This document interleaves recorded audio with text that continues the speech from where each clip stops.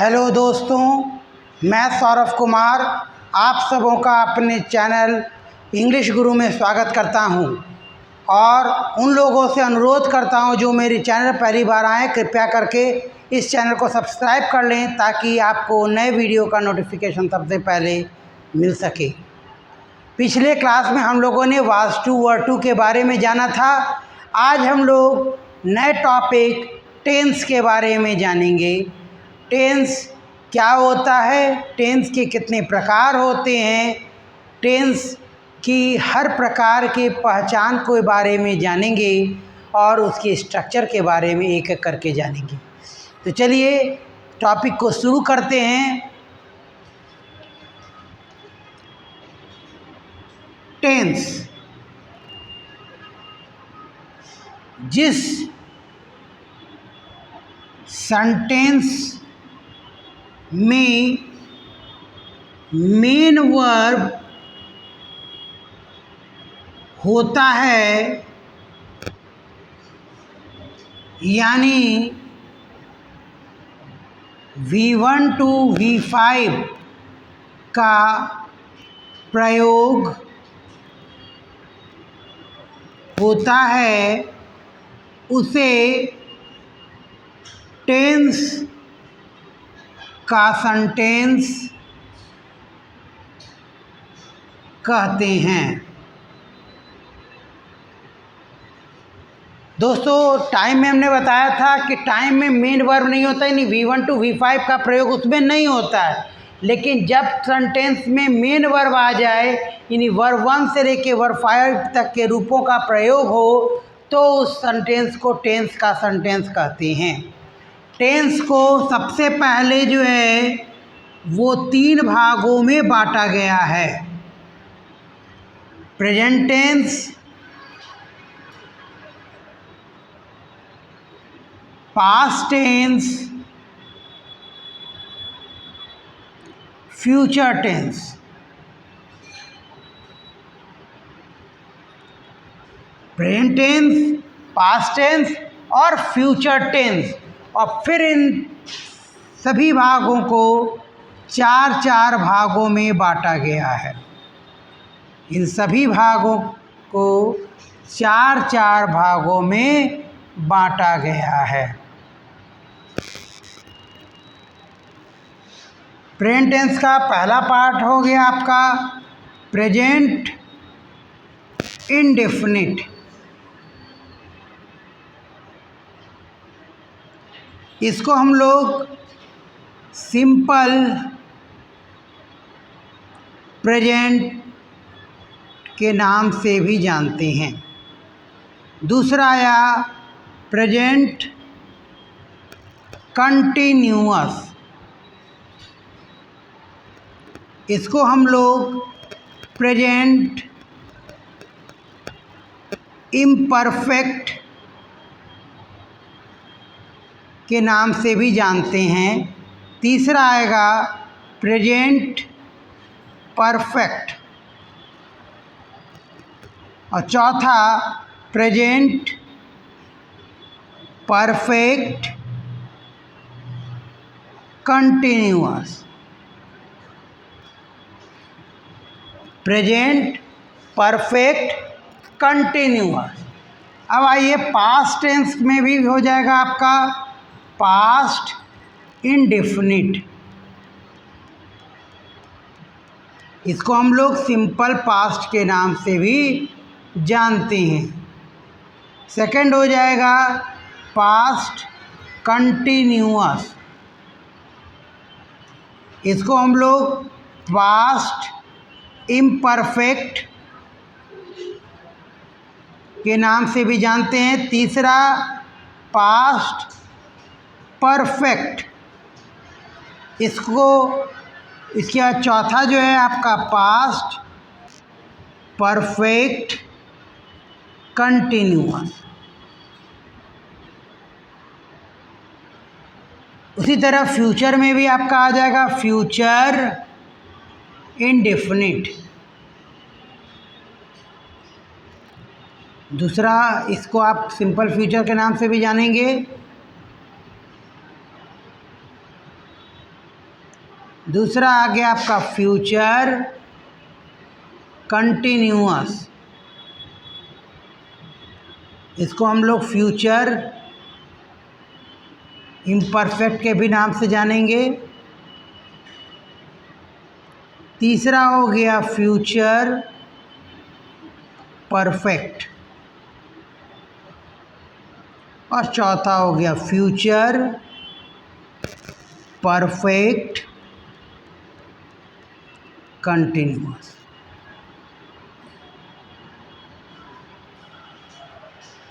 तो दोस्तों एक बार फिर से समझ लेते हैं कि टेंस को तीन भाग में बांटा गया, present tense, past tense, future tense. फिर सभी टेंस को चार पार्ट में बांट दिया गया। नाम क्या हो गया? प्रेजेंट में प्रेजेंट इंडेफिनिट या simple present, second part present continuous या present imperfect, third present perfect, चौथा प्रेजेंट परफेक्ट कंटिन्यूअस। पास्ट में पहला पार्ट हो गया पास्ट इंडेफिनिट, जिसको सिंपल पास्ट भी बोलेंगे, सेकंड पास्ट कंटिन्यूअस जिसको पास्ट इम्परफेक्ट भी बोलेंगे, थर्ड पास्ट परफेक्ट, चौथा past perfect continuous. Future tense में उसी तरीके से फ्यूचर इंडेफिनिट उसको सिंपल फ्यूचर भी बोलेंगे, फ्यूचर कंटिन्यूअस उसको फ्यूचर इम्परफेक्ट भी बोलेंगे, फ्यूचर परफेक्ट और फ्यूचर परफेक्ट कंटिन्यूअस। इस तरीके से टेंस के बेसिक तीन पार्ट को चार पार्ट में बांटने से टोटल हमारे टेंस के 12 पार्ट हो गए। टेंस के 12 पार्ट हो गए। अब हम लोग वन बाय वन सभी पार्ट्स को जानेंगे। दोस्तों यह टेंस का वीडियो जो है ये आपको 12 पार्ट में आएगा। हर पार्ट में हम लोग एक टेंस के बारे में जानेंगे। चलिए तो अब वीडियो को आगे बढ़ाते हैं और जानते हैं प्रेजेंट इंडेफिनिट के बारे में।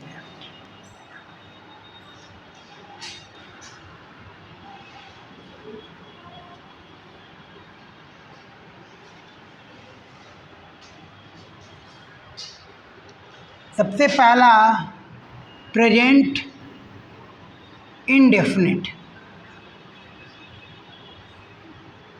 जिसको हम लोग प्रेजेंट सिंपल प्रेजेंट के नाम से जानेंगे। Simple present.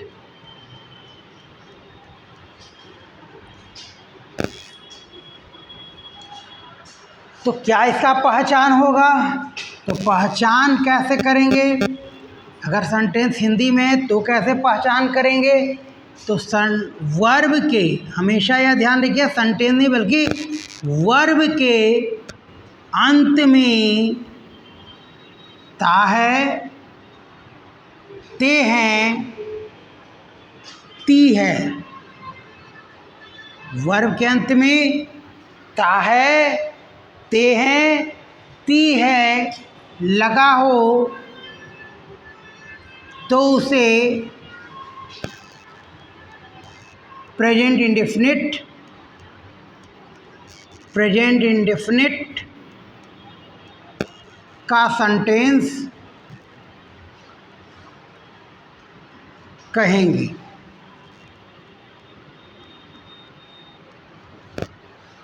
तो उसे प्रेजेंट इंडेफिनिट का सेंटेंस कहेंगे। अब इसको एग्जाम्पल से समझ लेते हैं। वह खाता है, तो वर्ब हो गया खाना, ता है लगा है तो प्रेजेंट इंडेफिनिट। तुम जाते हो, जाना वर्ब हो गया और ते हो लगा है इसलिए प्रेजेंट इंडेफिनिट। मैं सोता हूँ, यहाँ पर सोना वर्ब हो गया, ताहू लगा इसलिए प्रेजेंट इंडेफिनिट। तो इस तरह से समझ रहे हैं दोस्तों कि कैसे हम लोग पहचानेंगे कि सेंटेंस प्रेजेंट इंडेफिनिट है। इंग्लिश में कैसे पहचानेंगे कि प्रेजेंट इंडेफिनिट है? तो वह सेंटेंस जिससे हमारी रूटीन का पता चले, वह सेंटेंस जिससे हमारे रूटीन का पता चलेगा उस सेंटेंस को हम कहेंगे कि प्रेजेंट इंडेफिनिट का सेंटेंस है। जैसे I get up at 6 o'clock. I go to school daily, we bath daily. तो यहाँ पर ये क्या है कि ये आप हर दिन 6 बजे उठते हैं, हर दिन स्कूल जाते हैं, हर दिन नहाते, ये आपके रूटीन बता रहा है। तो इसलिए ये सेंटेंस किसका होगा? प्रेजेंट इंडेफिनिट का होगा। जब भी इंग्लिश में सेंटेंस देखेंगे तो जो सेंटेंस हमारे रूटीन को बताएगा उसी को हम लोग प्रेजेंट इंडेफिनिट कहते हैं। जैसे यहाँ से भी आप देखेंगे हिंदी में वह खाता है, इसकी रूटीन है। तुम जाते हो, ये आपकी रूटीन है। ठीक है, मैं सोता हूँ, मेरी रूटीन है। मान लिया पार्टिकुलर किसी टाइम में आपका सोने का रूटीन है, तो आप उसको किस में बताएंगे? प्रेजेंट इंडेफिनिट में बताएंगे। ठीक है, उसी तरीके से अब इसके स्ट्रक्चर्स पर बात करते हैं। पॉजिटिव के लिए subject plus V1 plus object और subject plus V5 plus object, ये लगेगा किसके लिए? Third person singular number. Singular number third person singular के लिए V5 रहेगा। V5 का मतलब क्या होता है? V1 में S या ES को जोड़ देना।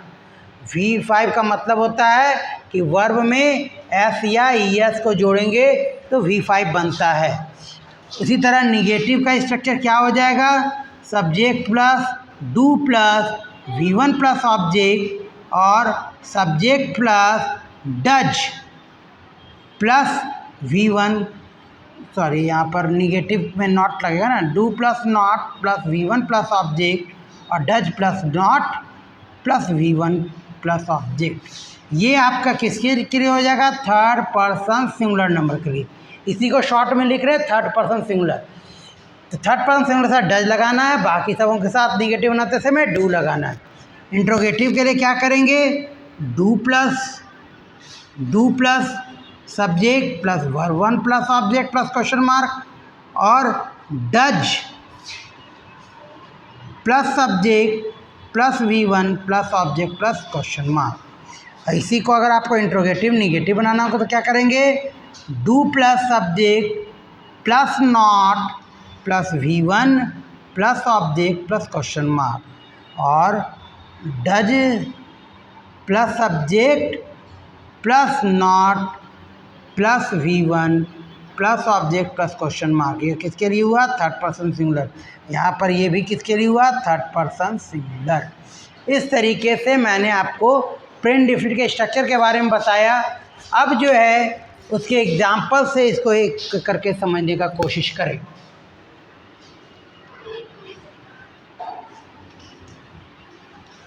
अगर मैं सेंटेंस लेता हूँ,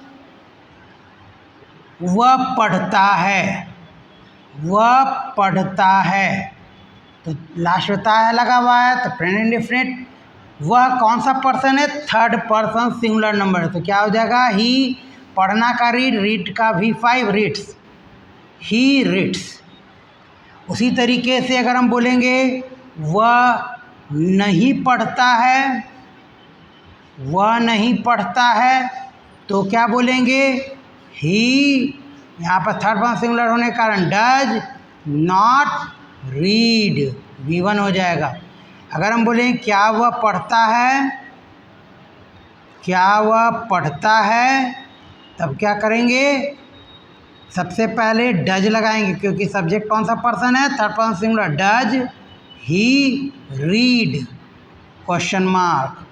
उसी तरह अगर बताएंगे क्या वह नहीं पढ़ता है, तो क्या करेंगे? वह थर्ड पर्सन सिंगुलर है तो डज लगेगा, डज ही नॉट रीड। इसी तरह दोस्तों एक और एग्जांपल से समझते हैं। तुम जाते हो, तुम जाते हो, सेंटेंस पॉजिटिव है, तुम का इंग्लिश हो गया यू सेकंड पर्सन है तो यहाँ पर V1 लगेगा, यू गो। अगर बोलेंगे कि तुम नहीं जाते हो, तो क्या हो जाएगा, ये निगेटिव है, यू आपका सेकंड पर्सन आ गया और वहाँ पर क्या लगेगा, डू लगेगा, डू नॉट V1 गो। अगर बोलेंगे क्या तुम जाते हो, क्या तुम जाते हो, तो क्या करना होगा, सेकंड पर्सन है तुम तो डू लगाएंगे, डू यू गो। उसी तरीके से इंट्रोगेटिव निगेटिव में लेते हैं, क्या तुम नहीं जाते हो, तो क्या बनाएंगे, डू यू नॉट गो। इसी तरीके से दोस्तों एक और एग्जांपल से इसको समझते हैं।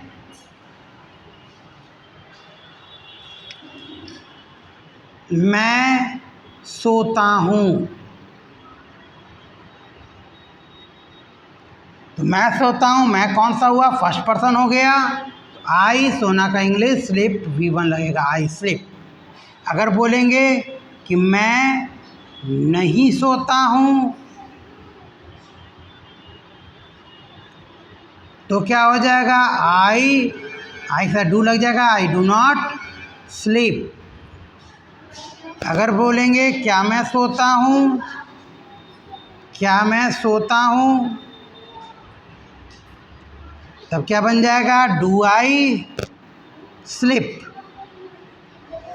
अगर बोलेंगे क्या मैं नहीं सोता हूँ, क्या मैं नहीं सोता हूँ, तो क्या हो जाएगा, do I not slip question.